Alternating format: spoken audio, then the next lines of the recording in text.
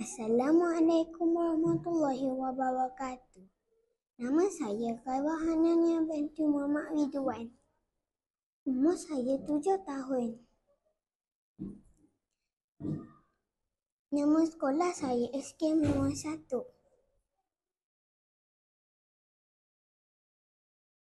Saya akan menceritakan tentang ayam jantan dan kucing.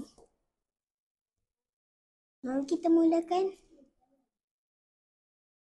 Pada satu hari, ayam jantan terjumpa kereta mainan di ladang. Namun, ayam jantan terfikir, bila dia menaiki kereta itu, semua orang akan menunduk hormat kepadanya.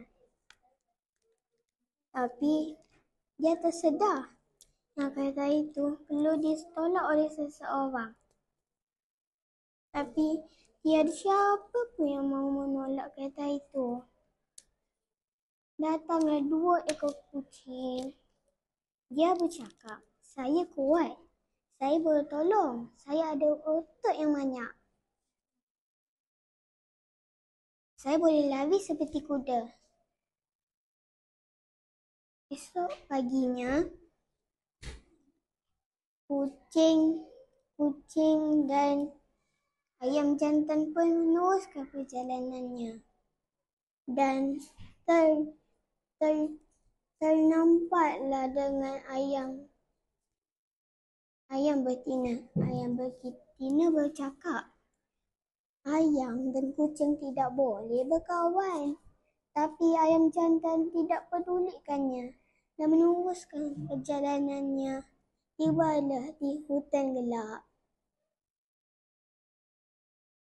Ayam jantan mengeluarkan kepalanya di tingkap kereta mainan itu dan berkata pada kucing, "Kenapa kamu berhentikan kereta ini di sini?"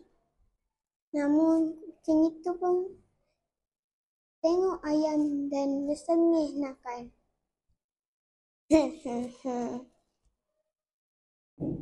Dan ayam jantan kena makan oleh kucing. Dan kucing pergi tempat asalnya, iaitu adalah ladang. Terima kasih.